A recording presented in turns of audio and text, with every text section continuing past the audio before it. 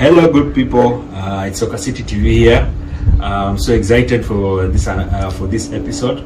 I'm here with Kik, Arthur Wafula, Yes. a well-known football expert and analyst.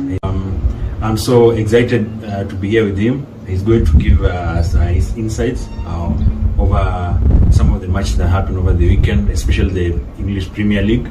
And just to go through the matches today, review, tell us what did you expect before the matches and what the outcomes were like and what will be your take home. We'll start with Chelsea versus West Ham. Chelsea lost 3-2 to West Ham at the London Stadium, and so Mr. Kik will give us his insights if he expected such a shock loss for Chelsea, who are chasing for the Premier League title. Yeah, for the Chelsea game, I was really disappointed. I knew West Ham was going to be a tough game. That was a derby, London derby, and you know in derbies anything goes.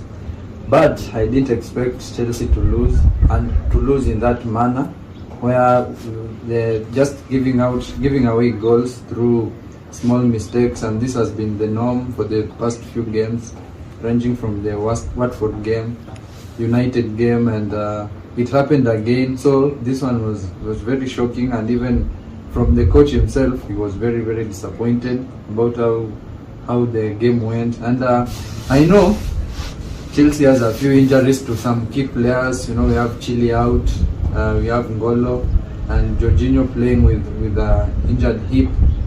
But with Chelsea dominated the game, so it was supposed to be a routine win.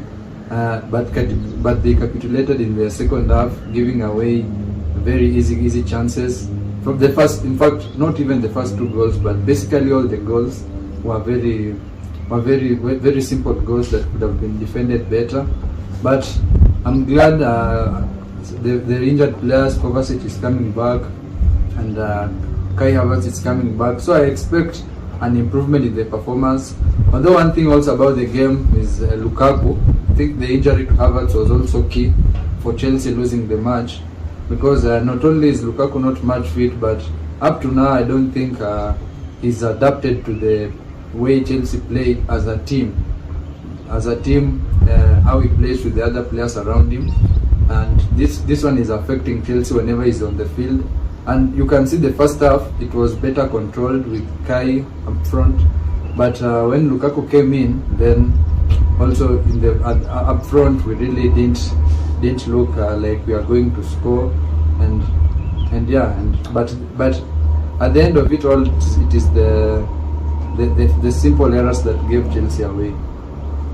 All right, I think that sums up everything, and for me actually from my angle, I think the mistakes, like Mr. Kik has said, were very crucial in this match. I would like to know, do you think the mistakes are as a result of too much playtime or mental fatigue, or is it, let me talk about maybe the overload they've had over the season? What do you think is the reason behind the mistakes? Because the mistakes are too basic for professional players, especially Jorginho, Mendy. I think also we have seen errors from Loftus-Cheek as well. So what do you say is the reason for the mistakes? The different players might be making the mistakes due to different reasons. Because when you look at someone like Jorginho has really played a lot. I think for him, I think it's just a lot of play time. And as you heard from Tuchel, Jorginho is having a hip problem. But since there's no one really to come in because all the other key players are out, so you find out that he's being played with the injury issue. So for him, it can be either the injury, and he's also just played a lot generally, you know, without the rest. Since the season started, he played the Euros up to the end, didn't have a lot of rest, came back straight into the team, doesn't really get any rest. So for me, I think that one is having fatigue, and at the same time he's injured. Then for Loftus-Cheek, I think this is the first time in his career he's had a run-in with Chelsea team, starting consecutively, I think 3 or so games in after I think 4 or 5 years. So for him, he's also not used to playing week in, week out, and you can see this Christmas schedule, the games come thick and fast. I think for him also just taking the game in, he's not used to this pace, and maybe that one is starting to take a toll on him, so that's why he's being erratic at the moment. Then Mendy, I don't know. The Mendy one is really hard for me because as a Chelsea goalkeeper, he's not. Chelsea dominate the game most of the time, so he's not called into action that much. And AFCON also, I think there's an edition he missed, so I don't think for him it's about the game time. Maybe I don't know if maybe it's just becoming cocky and losing concentration, expecting Thiago Silva. The defense has been so good, so maybe sometimes you can also just become cocky and just don't focus. Your thoughts are somewhere else, and he gets caught out because like the third goal, he was just caught out. It was a cross, a very simple cross that if he could have been positioned well, he could have just could have dealt with it. Same as the first goal. Even though it was Jorginho Serra, he got to the ball before. I think it was Bowen or who? Bowen.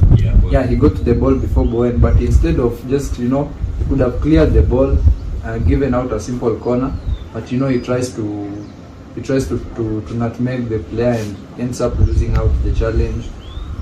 But yeah, you saw. I think maybe it's just becoming cocky because things are going well.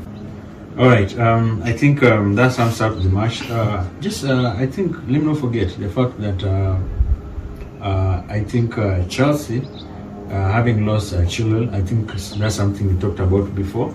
I just want to know now that he's out, they are using Marcos Alonso for now, and we've seen that Marcos has not stepped up to the billing so far. And I'm wondering, do you think they need to sign somebody? Because I think in the West Ham game, I think he was injured, but he wasn't up to the billing that we expect, especially having seen Chilwell perform so far this season. Do you think they need a new signing at left wing back? Marcos Alonso, for me as a Chelsea fan, I've never really been fan. I've never really been very, very fond of him because he's always good going forward, but when it's tough, defending has always been a liability. And I think Chelsea getting a new left wing back, it's not as simple as just getting someone new because the Chilwell injury, I think they are trying to just let the injury heal by itself.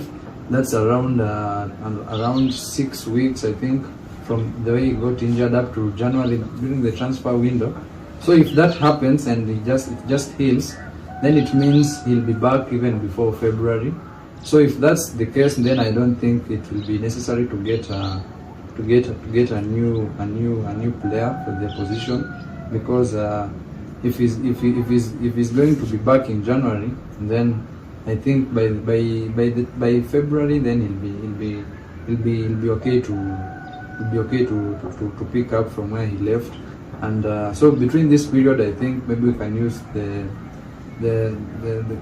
players who are there, those who can, the versatile players like Odoi who can play there, maybe Azpilicueta sometimes, even though I know most fans don't really like seeing Azpilicueta at the left wing, at the wing back, whether be it left or right. But yeah, I think it will depend on Chilwell's injury. If the injury by then, because in January, if the injury has not healed, I think he'll need surgery. So if he needs surgery, it means he'll be out for a couple of months. Then, if that's the case, they'll definitely need to sign him. But if the injury heals and he's back in January, I don't think it will be that necessary.